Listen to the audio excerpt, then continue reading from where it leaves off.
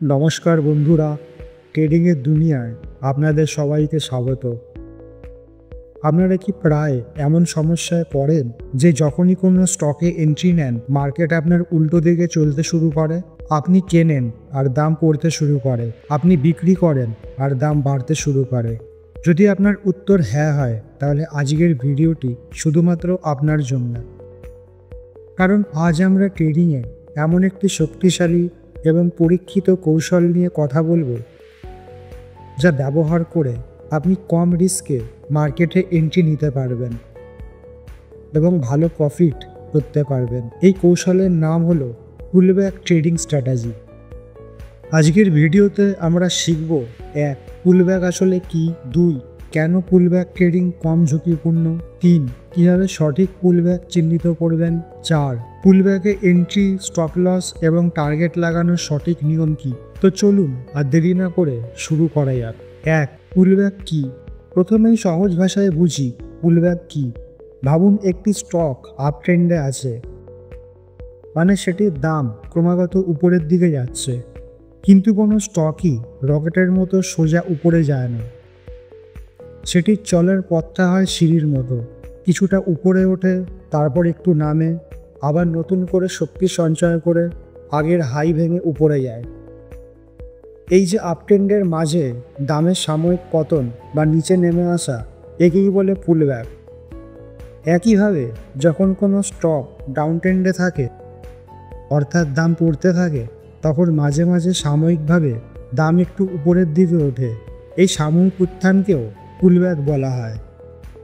মনে রাখবেন, পুলব্যাক মানে ট্রেন্ডের পরিবর্তন নয়, এটা হলো ট্রেন্ডের দিকে চলার পথে একটা ছোট বিশ্রাম। যেমন একজন দৌড়বিদ 100 মিটার দৌড়ানোর সময় একটু শ্বাস নেয়, ঠিক তেমনই আমাদের কাজ হলো এই বিশ্রামের সুযোগটা নেওয়া, যখন স্টকটি ডিসকাউন্ট প্রাইসে পাওয়া যাচ্ছে। সেগমেন্ট 2: কেন পুলব্যাক ট্রেডিং ঝুঁকিপূর্ণ? এখন প্রশ্ন হলো, আমরা কেন ব্রেকআউটের বদলে পুলব্যাকে ট্রেড করব? কারণটা খুব সহজ, রিস্ক ম্যানেজমেন্ট। যখন কোনো স্টক ব্রেকআউট দেয়, তখন অনেকেই ফোমো বা ফিয়ার অফ মিসিং আউটের কারণে তাড়াহুড়ো করে এন্ট্রি নেয়। তখন দাম অনেক বেড়ে যাওয়ায় আমাদের স্টপ লস অনেক বড় হয়ে যায় এবং রিস্ক বেড়ে যায়। কিন্তু পুলব্যাকে আমরা ট্রেন্ডের দিকেই এন্ট্রি নিচ্ছি, কিন্তু একটু কম দামে। আমরা স্রোতের দিকেই সাঁতার কাটছি, কিন্তু যখন স্রোতের গতি একটু কম। এর ফলে আমাদের স্টপ লস রাখার জন্য একটা খুব ভালো জায়গা পাওয়া যায় এবং আমাদের রিস্ক রিওয়ার্ড রেশিও অনেক আকর্ষণীয় হয়, অর্থাৎ কম ঝুঁকি নিয়ে বেশি লাভের সুযোগ তৈরি হয়। সেগমেন্ট 3: কীভাবে সঠিক পুলব্যাক চিহ্নিত করবেন? সবচেয়ে গুরুত্বপূর্ণ অংশ, কীভাবে বুঝবেন যে এটা একটা স্বাস্থ্যকর পুলব্যাক এবং এখান থেকে দাম আবার ঘুরতে পারে। এর জন্য আমরা মূলত 3টি টুল ব্যবহার করব। প্রথম টুল, মুভিং অ্যাভারেজ। মুভিং অ্যাভারেজ হলো ট্রেডিং মার্কেটের রাজা। আপ ট্রেন্ডে দাম যখন তার 20, 50 বা 100 দিনের এক্সপোনেনশিয়াল মুভিং অ্যাভারেজের কাছে এসে সাপোর্ট নেয়, তখন সেটা একটা শক্তিশালী পুলব্যাক জোন হিসেবে কাজ করে। দাম ইএমএ-কে স্পর্শ করে যখন উপরের দিকে যাওয়া শুরু করে, তখন আমাদের এন্ট্রির সুযোগ তৈরি হয়। দ্বিতীয় টুল, ফিবোনাচি রিট্রেসমেন্ট। এটা আরেকটা অসাধারণ টুল। যখন কোনো স্টক একটা বড় মুভ দেয়, তখন আমরা তার শুরু থেকে শেষ পর্যন্ত ফিবোনাচি টুল লাগালে কিছু গোল্ডেন রেশিও পাই, যেমন 38.2%, 50% এবং 61.8%। বেশিরভাগ সময় দাম এই লেভেলগুলোর কোনো একটা থেকে সাপোর্ট বা রেজিস্ট্যান্স নিয়ে আবার ট্রেন্ডের দিকে ফিরে যায়। 61.8% লেভেলকে গোল্ডেন রেশিও বলা হয় এবং এটি খুব শক্তিশালী একটি জোন। তৃতীয় এবং সবচেয়ে জরুরি টুল, ক্যান্ডেলস্টিক কনফার্মেশন। শুধু মুভিং অ্যাভারেজ বা ফিবোনাচি লেভেলে দাম আসলেই আমরা ঝাঁপিয়ে পড়ব না, আমরা অপেক্ষা করব একটি কনফার্মেশন ক্যান্ডেলের জন্য। আপ ট্রেন্ডের ক্ষেত্রে সাপোর্ট জোনে যদি একটি বুলিশ এঙ্গলফিন, হ্যামার বা মর্নিং স্টারের মতো বুলিশ ক্যান্ডেল তৈরি হয়, তবেই আমরা বুঝব যে বায়াররা আবার সক্রিয় হচ্ছে।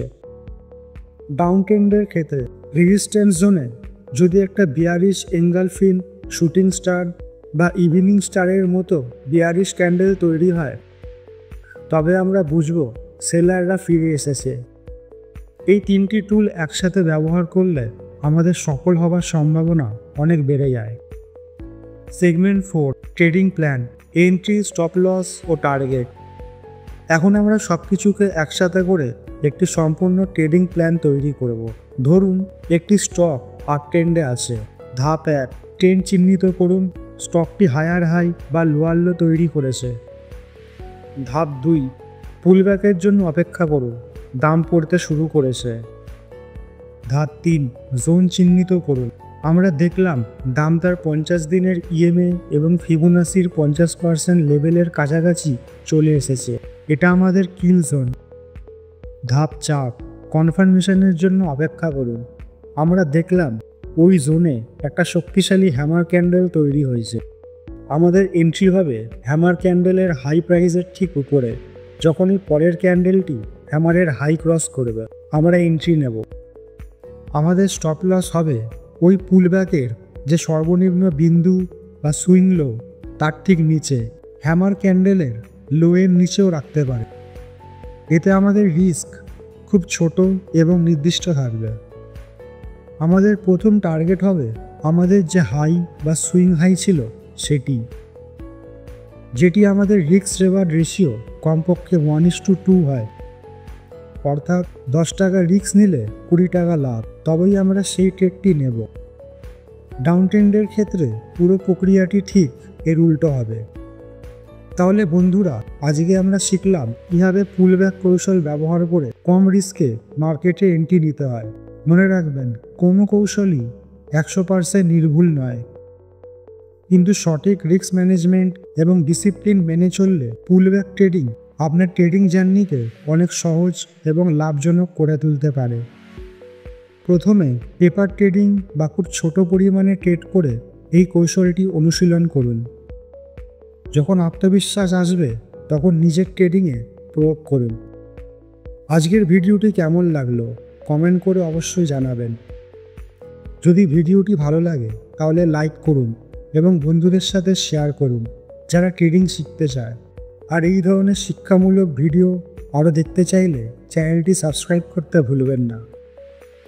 সবাই ভালো থাকবেন, সুস্থ থাকবেন এবং ভেবেচিন্তে ট্রেড করবেন। ধন্যবাদ।